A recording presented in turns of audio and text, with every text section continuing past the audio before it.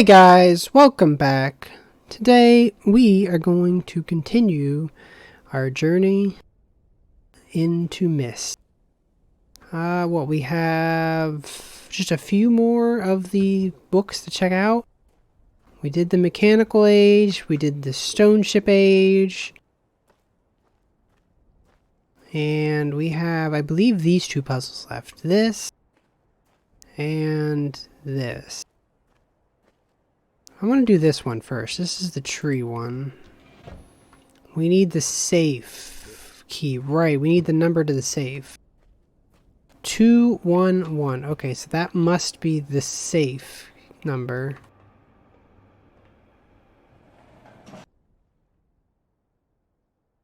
Nope, 211.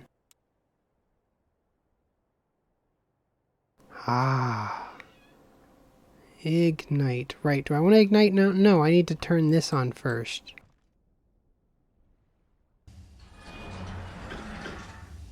Then we ignite. Kaboom! That's sad. You know, in the original game, they didn't have the igniters. They had matches. You had to, like, light the matches. Why would they switch that from the ignition switch to that? Matches were way better. Either way. Alright, that's all going. Now we can go... Oh. We need to get onto that. Elevator down, please.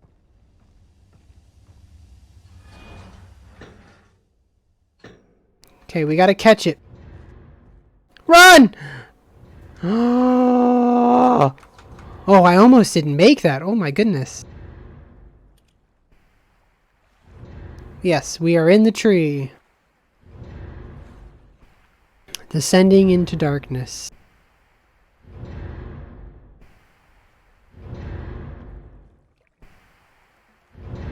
Just kidding. There's a whole thing down here.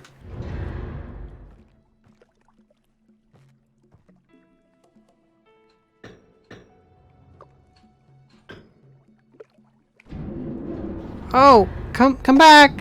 Well, oh well. That's fine. I don't need that. We don't need that. Where am I looking? Okay, we don't have to worry about that. That's fine. We'll get back to that. Okay, we are going to the next... Wait a minute.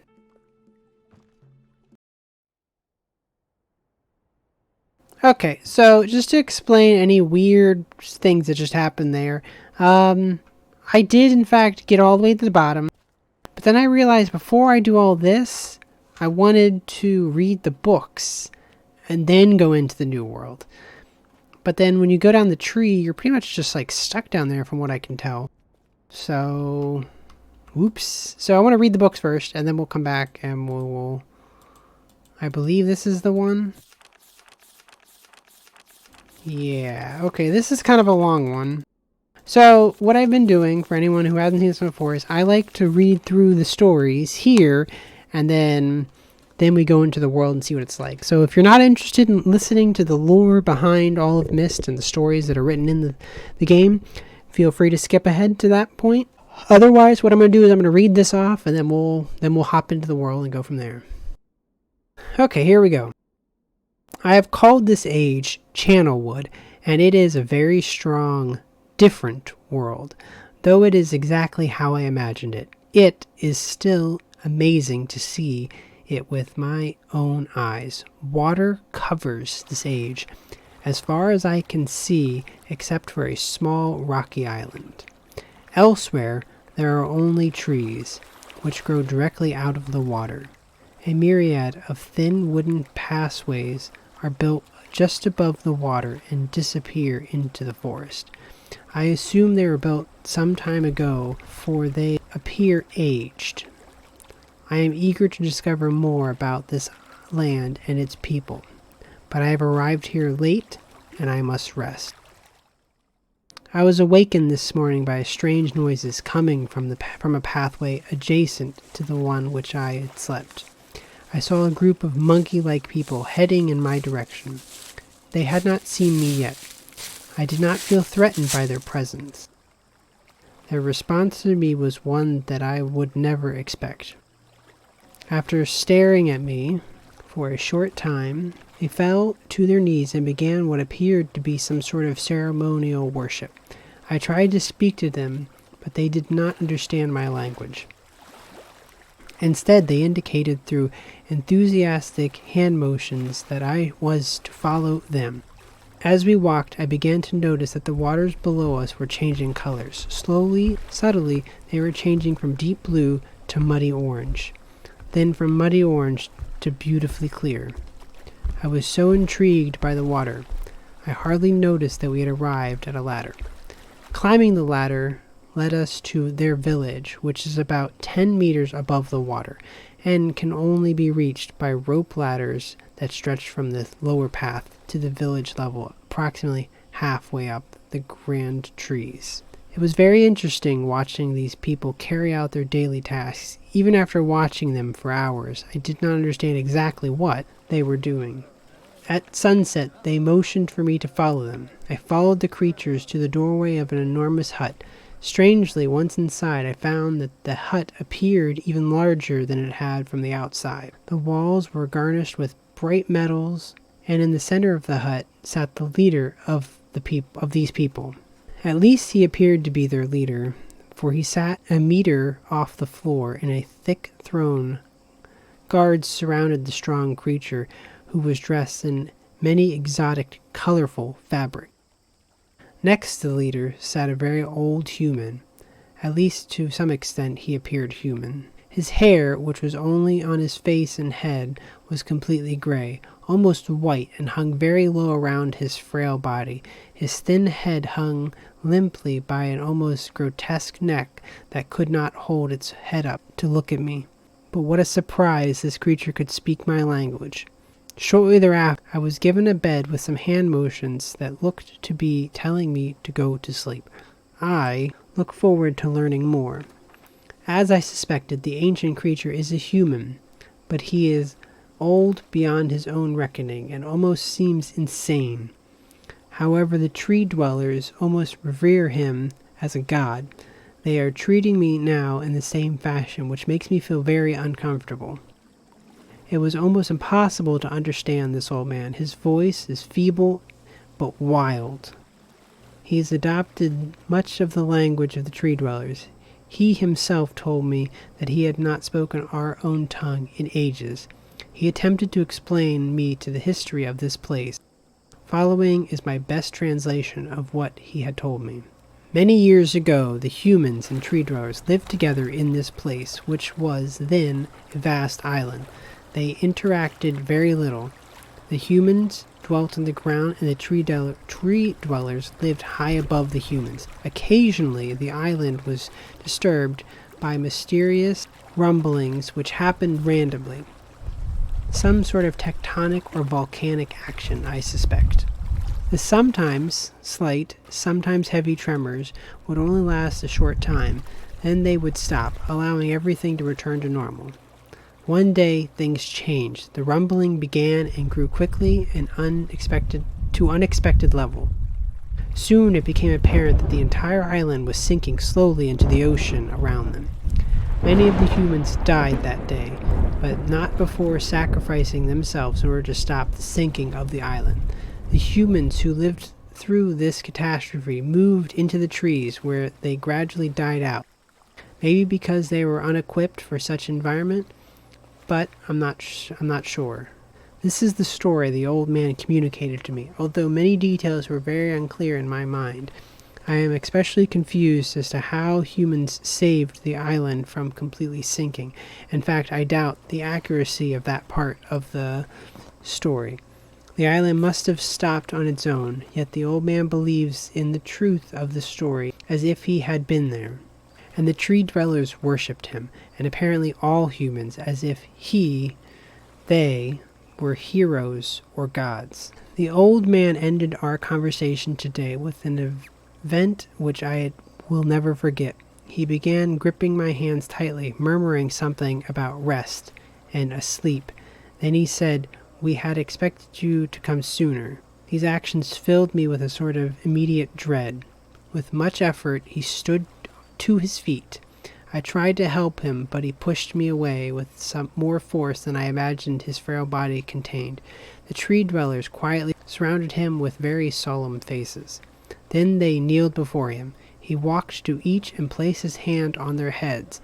All the while he murmured words which I did not understand. Finally he turned to me and smiled. Then he closed his eyes and walked out of the door and off of the narrow path high in the trees. The tree dwellers were silent. They began a procession down the nearest rope ladder. As I was descending, I saw several of them pick up the body. He had fallen onto a lower level of a walkway and carrying it away. He was laying down at the dead end of a short pier-like structure. With the use of some potion, one of the tree creatures lit the pier on fire, and I watched as the flames engulfed him. As this strange funeral proceeded, the waters around the pier changed to a dull green. This morning I awoke finding it hard to even believe the previous evening's events. The water is a dull green for as far as I can see now. For some reason, the water no longer shifts colors. As I wander throughout the pathways, the creatures watch me, curious to see what I will do next. They are constantly offering me strange objects of affection. I even found food outside my doorway to the room in which I had slept. This is a unique race of beings. I hope to learn their language soon so that I may learn more from them. I have lived in this world for 3 months off and on, and the tree dwellers have shown me great hospitality. I am even beginning to learn bits of their language. I have decided to return home for an extended stay with my loving wife and my sons, and hopefully return with them. However, I am sure Catherine will once again refuse. I think this age would be a wonderful experience for them all, and at least look forward to how Cirrus and Achenar will react to the curious inhabitants. Catherine is staying behind, as expected. My sons have returned with me, and they enjoy this age very much. They get along very well with the tree dwellers, and are picking up their language surprisingly fast. I have no doubt that it will not be too long until they can speak the tree dwellers much better than myself. I am leaving tomorrow to check on the Osmosian age. Cirrus has suggested that I allow him and his brother to stay through these, though the idea unsettles me. I know the boys are growing up rapidly. The hospitality of these creatures is such that I could think of no better place to leave them alone for a short while, so I will consent to their requests. I warned the boys not to take advantage of the respect the tree dwellers have for their ideas. They seem to understand my warning, and I have faith they will follow it. Much to my dismay, upon arriving in Everdunes, I learned that Pran and her people are continuing to be menaced by the Krachtik. I fear for their survival and plan to return to her shortly after checking on Cirrus and Achenar here. See Everdunes Journal for more information. After watching Cirrus and Achenar, I see they were handling things very well, and I think I can put into rest any fears about leaving them in Channelwood again, and for a little longer time. The tree dwellers seem slightly distressed, and I am leaving, but I am happy that Cirrus and Achenar are staying behind again. I have been gone for over 3 days, and I have been to many different places. I had to tell Cirrus and Achenar about Pran's death today, and they were visibly shaken, although they only remembered her from their childhood. Catherine has suggested that it would be wise for Cirrus and Achenar to leave Channelwood for a while, and I have to agree. They will be returning with me when I leave again. I have told my sons that they will be returning with me in 2 days. They spent the entire night telling me of an adventure they experienced in my absence, and it was rather remarkable. It seems they constructed a boat with the creatures and traveled some way out to the surrounding waters. I enjoyed hearing them talk excitedly of their adventures, and am reminded of my own adventures as a child. I finally understand why the tree dwellers have been giving me their many inks and insisting I write them down.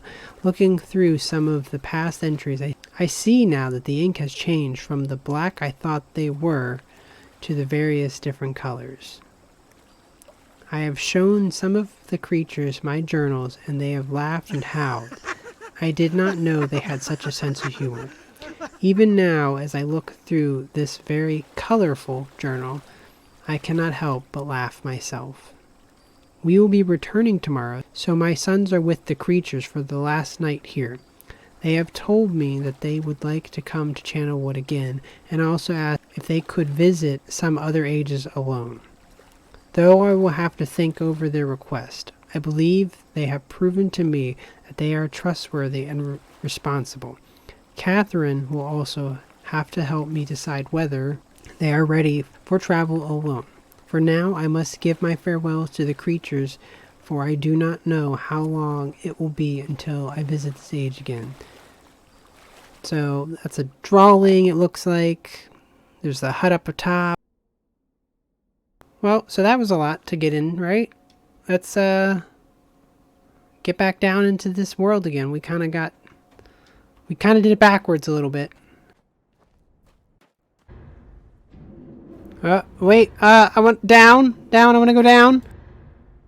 Alright, and here we go. We're back finally. We are going into Channelwood.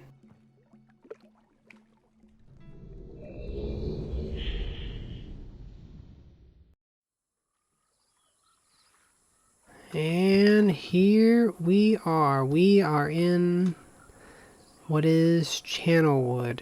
But, like I've been doing with the other ones, I do think I want to just leave this one here. I kind of like the way of reading the lore in one and then doing the actual adventure in the other one. So I think that kind of balances it up. But now we have lore behind it. That's why this is so great, because now we know, there were monkey dwellers up there and people that sacrifice himself to stop a volcano. Who knows? All sorts of crazy stuff. But we're going to end here, and then we're just going to pick right up on in the next episode. So, like I said, I'm going to leave this one here. Thank you guys so much for watching. I hope you enjoyed everything, and I will see you guys in the next one. See ya!